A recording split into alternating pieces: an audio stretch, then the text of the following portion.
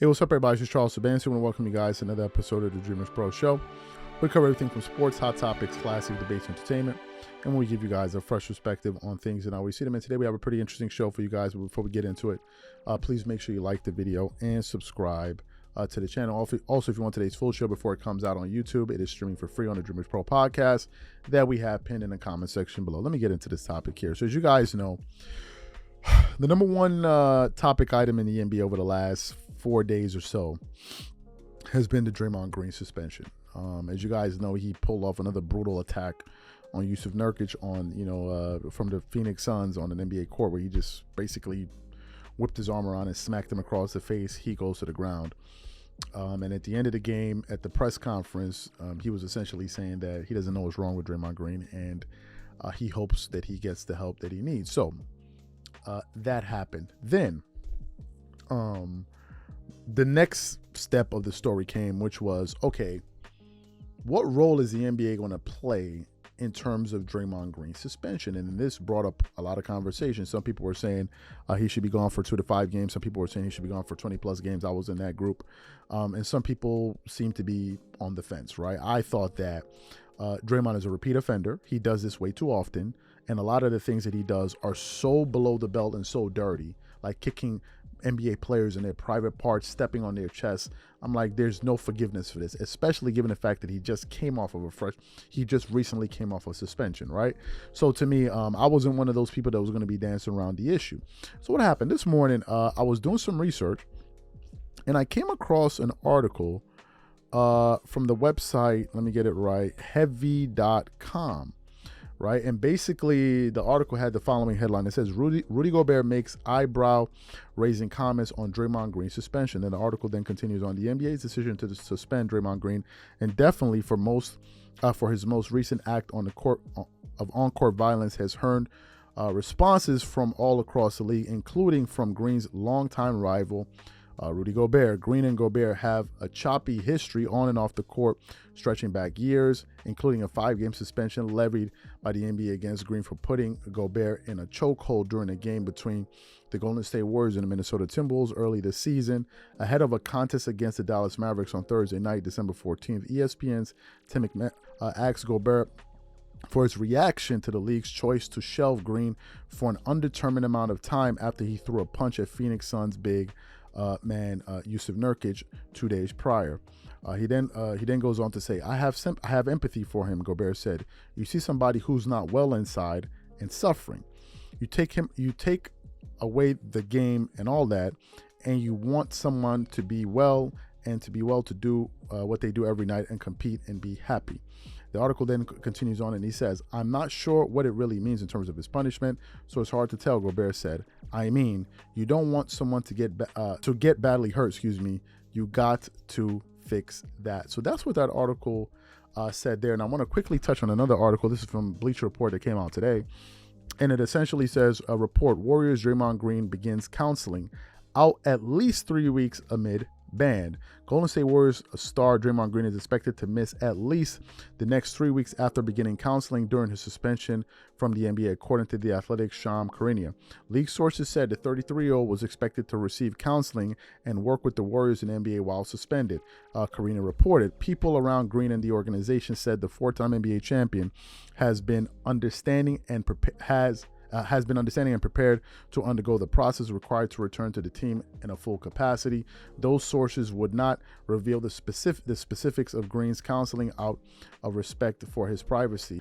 That's the crux of that particular article there. So let me first of all start from the end and then go to the beginning. Let's talk about Draymond Green's, the news coming around talking about he's going to miss at least 3 weeks. Again, a lot of this information is murky. It's unclear. We don't really know what any of this language means. Being out indefinitely, now we're hearing he's going to be out at least 3 weeks, right? So these 3 weeks he's going to be going through the process. No one knows.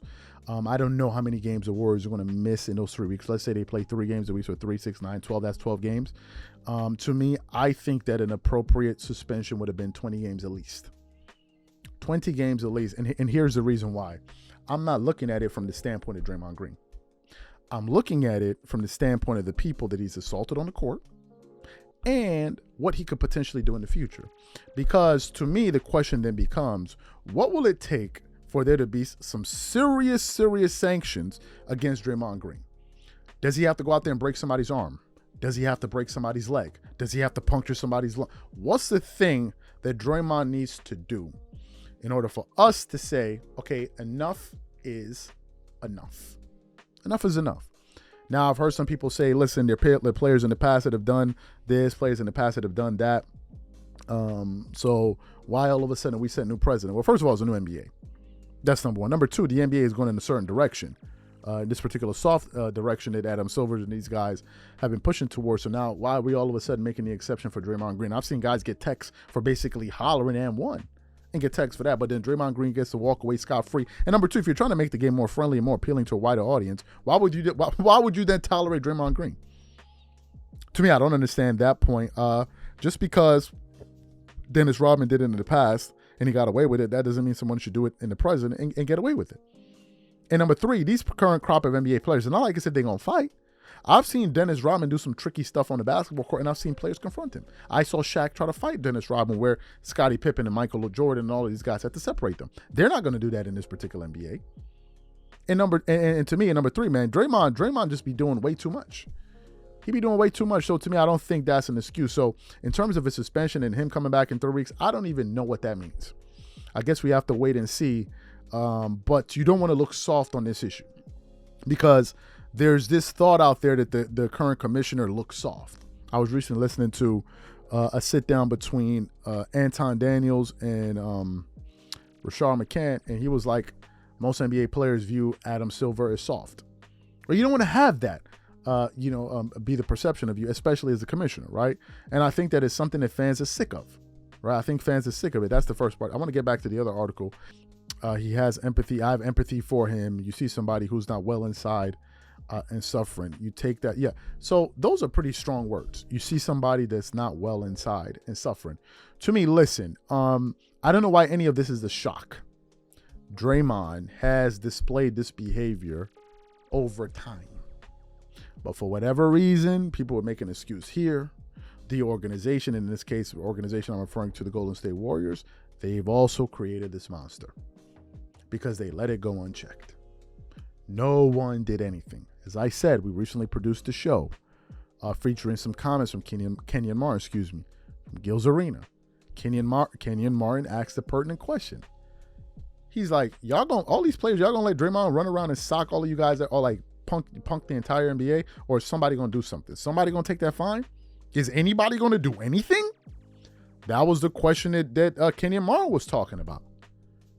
Right. And I think that if and I'm not advocating violence, but at the same time, I'm not endorsing victimhood. I'm not saying turn yourself into a victim to allow somebody to constantly assault you and sit there and do nothing. So to me, you got to stop the bully before he gets to you. And in this case, Draymond has the Rudy Gobert chokehold. The Rudy Gobert chokehold. You know, if you did that to somebody on the street, you're getting arrested, right? But you know that. You could get arrested for assault. So why they let Draymond Green get away with it on a basketball court, only them and God knows. You could actually get into serious... Police officers aren't even allowed to do that type of move. But nevertheless, we let Draymond Green get away with it, and we laugh about it. Oh, look, it's so cool watching Draymond Green jump on somebody's back when they don't see him coming and throw him into a chokehold and then pull him across the court. And more people are upset with the lack of activity from his teammate. You know they're not going to do nothing. You knew this already.